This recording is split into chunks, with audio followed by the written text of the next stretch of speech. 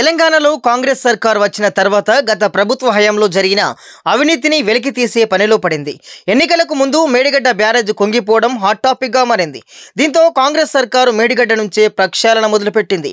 ఆ తర్వాత విద్యుత్ కొనుగోలులో పెద్ద ఎత్తున అవినీతి జరిగిందని, విద్యుత్ రంగాన్ని బీఆర్ఎస్ ప్రభుత్వం సంక్షోభంలోకి నెట్టేసిందని అసెంబ్లీలో మంత్రి బట్టి విక్రమార్క ఓ శ్వేతపత్రం కూడా విడుదల చేసింది. ఆ తర్వాత టీఎస్పీఎస్సీకి కొత్త కమిటీని నియమించి బోర్డు ప్రక్షాళన దిశగా అడుగులు వేసింది.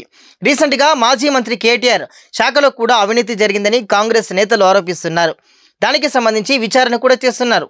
పెద్ద ఎత్తున ముడుపులు తీసుకుని కేటీఆర్ అనుచరులు వారికి కావలసిన వారికి కాంట్రాక్టర్లు ఇప్పించుకున్నారని కాంగ్రెస్ ఆరోపిస్తుంది. సుమారు 5,000 కోట్ల రూపాయలు చేతులు మారాయని చెబుతుంది. అయితే ఇదిలా ఉండగా లోక్సభ ఎన్నికలకు ముందు మరింతగా దూకుడుగా వెళ్లే అవకాశం కనిపిస్తుంది.